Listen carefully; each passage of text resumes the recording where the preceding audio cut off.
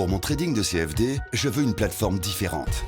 Des graphiques personnalisables, une exécution rapide, des spreads serrés, avec un acteur reconnu présent en France. Trader différemment avec CMC Markets.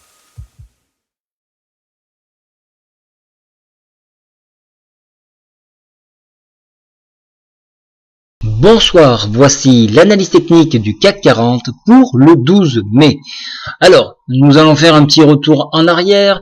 Je vous avais tracé l'exponentielle 70 ici. Vous avez vu qu'elle a été très bien défendue puisqu'il y a eu un sell-off sur enfoncement de celle-ci. On est venu chercher le support des 4890 et puis le bas ici de cette fourchette d'Andrews que vous voyez en violet.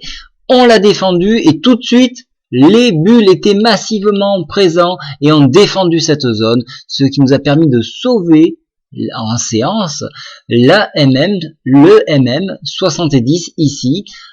Alors après, qu'est-ce qui s'est passé? Donc au vu de la force bullish, le cours sont repartis à la hausse et donc vous voyez cette magnifique englobante qui va à la fois avaler cette bougie, celle-ci.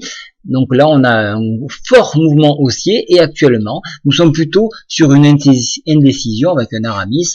Donc on se cherche, le cours se cherche, il s'appuie à la fois sur la MM7 qui est également un support 5011.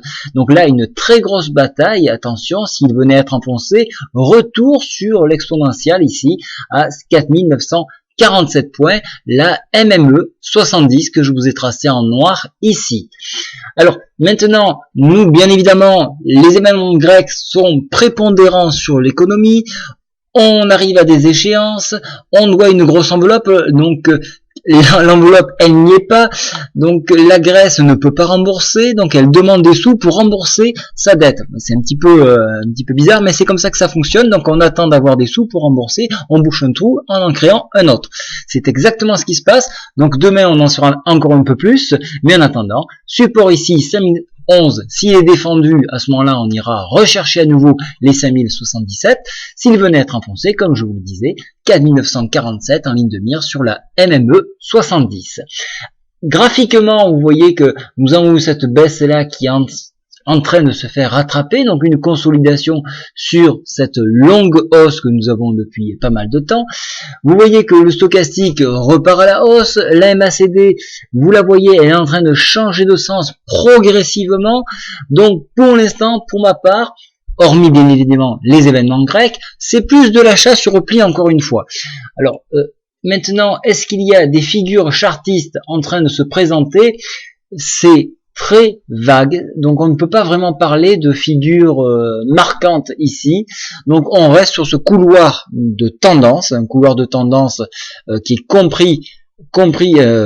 enfermé dans cette fourchette d'Andrews. Donc pour l'instant c'est toujours haussier, il faudrait attendre un enfoncement par le bas pour voir un mouvement plus puissant à la baisse, ce qui n'est pas le cas actuellement. Vous voyez que le PTI remonte dangereusement et il va commencer à être très important. Donc surveillez-le bien, 4724 actuellement, il peut remonter assez rapidement du moment que nous maintenons une flottaison à ce niveau-là. Voilà, je vous souhaite à tous une très bonne soirée et je vous demande de bien regarder les événements grecs pour suivre les cours de l'ensemble des indices de la zone euro. Bonne soirée à tous, au revoir.